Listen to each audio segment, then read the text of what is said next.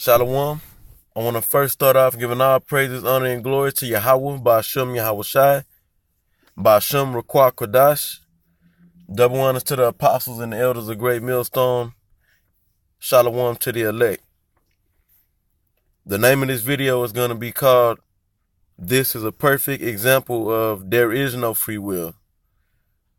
Okay, because these drones, these people here in Babylon the Great, that's written of in the Holy Scriptures, in the prophetic book, the people here in America really believe that they have free will.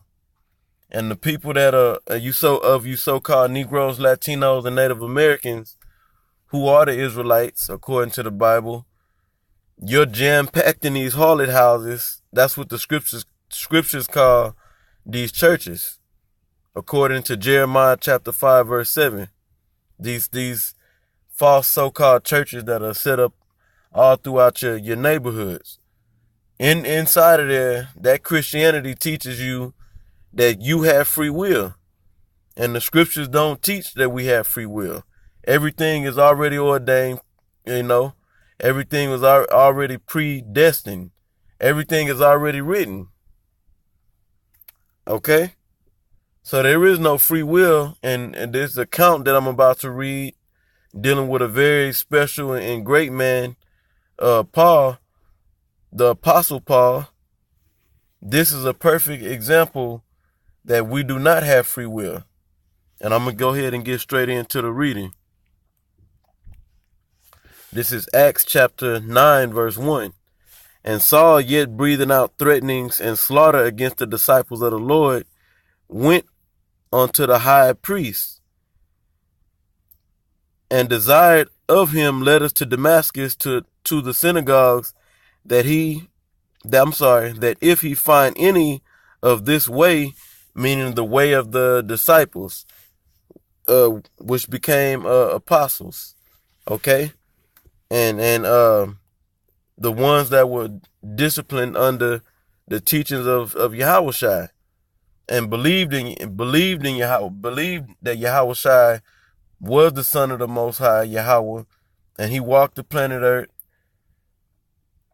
and he was the man written of in the prophecy, the Messiah, to come and save the nation of Israel. Okay? And that he did rise after the third day and to the right hand of the Most High. Okay? So the ones after the way of Yahushua's disciples, that's what it's saying right here. Anybody that followed their teachings and in belief and have the same belief, okay? It says, whether they were men or women, he might bring them bound unto Jerusalem. So Paul went to a high priest to get authority to go to Damascus in the synagogues and sniff out and search out the ones that follow the teachings and believe the same belief as the disciples of Yahushua. Okay?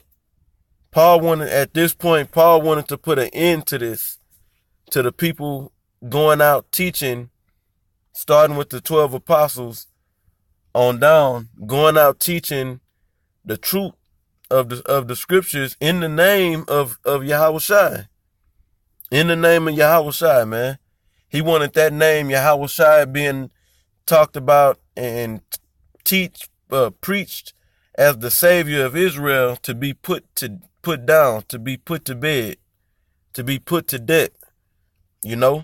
So he was bounding up the true believers in Yahushua, and bringing them, bounding them, and bringing them back to Jerusalem to receive judgment. And wanted them to be put to death for blasphemy. Okay? That's why it wasn't no issue with Stephen when he was put to death. Okay, let me go ahead and read on. This is Acts chapter 9, verse 2. It says, I start back at 2. And desired of him letters to Damascus to the synagogues that if he found any of this way, whether they were men or women, he might bring them bound unto Jerusalem. And as he journeyed, he came near Damascus, and suddenly there shined round about him a light from heaven. And this light from heaven is Yahushua. Okay? And reading on, Acts 9:4. And he fell to the earth and heard a voice saying unto him, Saul, Saul, why persecutest thou me? Okay? So this is Yahushua coming to Paul right now. Boy, his name was Saul at the time. Okay? And he's coming to him and saying, look, why are you persecuting me? And how was Paul persecuting, or Saul at this time, Salakia? How was he persecuting Yahushua? By persecuting the men that he set up to teach his word. Okay, and for Paul wanting to bring them to justice, an ultimate, justice was to slaughter them, slay them for blaspheming against the Most High. Okay, for believing in blasphemy. So that's what Paul's mind was at. If you read Acts 8, start at verse 1, and you get into the reading, you can see that Paul was pissed off about what was going on, and he wanted to put a stop to it. That's why he was so fervent about going and searching out the ones that believed in Yahushua and believed that he resurrected, and bring them bound to Jerusalem for judgment. So he wanted to put an end to it. Okay, so reading on, this is Acts chapter 9, verse 5, and it reads, And he said, Who art thou, Lord? And or let me read that again. And he said, Who art thou, Lord? And the Lord said, I am Yahushua, whom thou persecuted. And it reads on, it is hard for thee to kick against the pricks. Okay? So Yahushua was telling him, he told him, look, I'm Yahushua. I'm the Savior. Okay? And it is hard for you to kick against this truth. The men that I set up to push to go out and teach this word, you can't stop that. Okay? And the beautiful thing about this, instead of Paul stopping it, he became part of the church and started teaching and pushing the resurrection of Yahushua. And to believe, you have to believe in Yahushua. He is the way. There is no other way. If you don't believe that this man died and for your wickedness and to bring you back to the Most High so that you can receive salvation, So no matter how hard Paul was trying to put a stop to this, the truth going out, he couldn't do it. Okay, let's read on. And why? Because there is no free will. Because you have no free will. If it was up to Paul and the Most High didn't strike him in his spirit, he would have went on what he had in his mind, persecuting the church, believing in, that he was doing the right thing. Okay, Acts 9:6. And he, trembling and astonished, said, Lord, what wilt thou have me to do? So that quick, Paul, full of rage, ready to go persecute the church, bring them to justice, so to speak, bound them up and bring them to justice, just this quick by this powerful act. Paul understood, damn, he got scared. I've been going against the truth. The people that I'm persecuting, they telling the truth. He was trembling and astonished. And he said, what do you want me to do? Okay. And the Lord said unto him, Arise and go into the city, and it shall be told thee what thou must do. And the men which journeyed with him stood speechless, hearing a voice, but seeing no man. And Saul rose from the earth And when his eyes were open, he saw no man, but they led him by the hand and brought him into Damascus. And he was 3 days without sight, and neither did eat nor drink, because Paul was messed up, man. You can only imagine what was going through Paul's head at this time. He was so adamant about stopping the believers going out teaching about Yahushua in the name of Yahushua, and then this great act happened unto him, to where he loses sight. He's blind for 3 days. He heard the voice. He didn't heard the voice of the Lord, the one written in the prophecy. And he like, damn, what's about to happen? And then so this is Acts 9 and 10. And there was a certain disciple at Damascus named Ananias, and to him said the Lord in a vision, Ananias. And he said, Behold, I am here, Lord. And the Lord said unto him, Arise and go into the street which is called Straight, and inquire in the house of Judas for one called Saul of Tarsus, for behold, he prayed. Yeah, Paul was praying, man. Paul was probably asking the Most High for guidance through all this, And I'm gonna go back up to the scripture real quick that talk about it is hard for thee to kick against the pricks. He was trying to kick against the truth, and it was that prick was just pushing him in the right and towards the truth.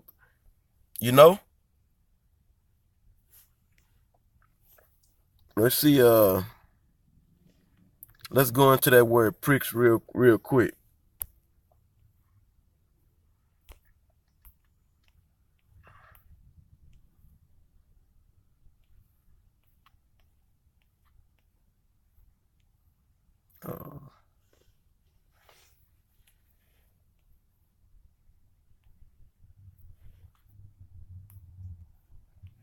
So Salakia.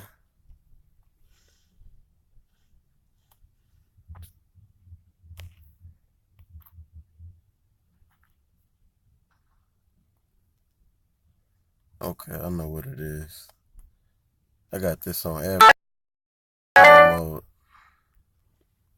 It must be what it is.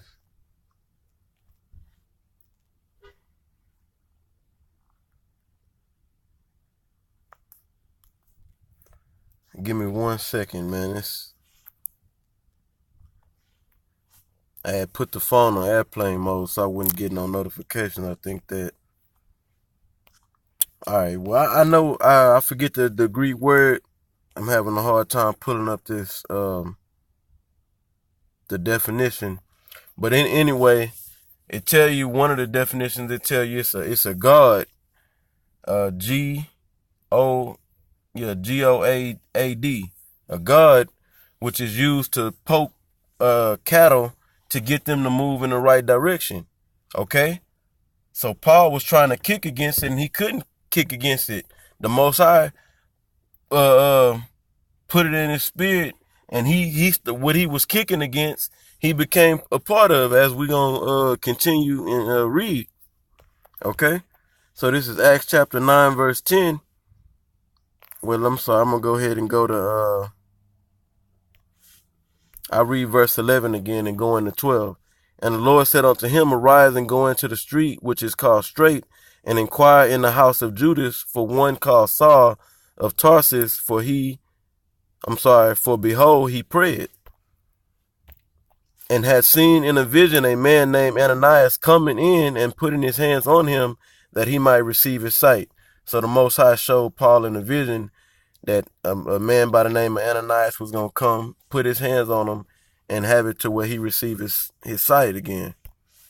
Then Ananias answered, Lord, I have heard by many of this man how much evil he has done to thy saints at Jerusalem. Talking about Paul going hard towards the people that believed in Yahushua and wanted them to be brought to Jerusalem bound to receive judgment. Judgment that didn't come out in good in their favor. Okay? And here, read verse 14. And here he had authority from the chief priests to bind all that call on thy name. But the Lord said unto him, so the Lord said unto Ananias, go thy way, for he is a chosen vessel unto me. So Yahushua said, look, go to him, because he is a chosen vessel unto me to bear my name before the Gentiles and kings and the children of Israel, for I will show him how great things he must suffer for my name's sake. So that's it, man. The Most High humbled Paul immediately by this act that took place while he was on his way to Damascus, and put fear in Paul's mind. Okay? And Paul knew at this point that what I've been fighting against is the truth. They was telling the truth. Okay? And it ain't no putting a stop to this truth going out. And ultimately, this truth is gonna reign. It's gonna show to be true. What the men that Yahweh Ba'Shem Yahushua set up to teach according to what's written in the scriptures, that's gonna show to be the supreme truth, in these last days, and it is showing, bar none. All these different doctrines, whether you coming up with a different doctrine in Israel, or all these different philosophies, they can't conquer this truth, And how is this truth going out? By the men that Yahweh Ba'Shem Yahushua set up to push this truth, man. So going back to this account, Paul couldn't do what he wanted to do. Even though he wanted to do that so bad, the Most High put it in his spirit, change his spirit up, or change his mind, and had him to do his will, was to go out and bear Yahweh Ba'Shem Yahushua. The Yahushua has rose and released the understanding of the Holy Bible and given it to me, that I may go out and teach you and let you know that salvation is here. Get yourself together. So you read this with understanding. You understand that there is no free will. It'll help you understand, and this is a perfect example to help you understand there is no free will. With that, I hope that this lesson was edifying. I want to give all praises, honor, and glory to Yahweh Ba'Shem Yahushua. Double honors to the apostles and the elders of Great Millstone. Peace and blessings to all the Akim around the world, pushing this truth and faith and its sincerity, who are of the hopeful elect. Shalom.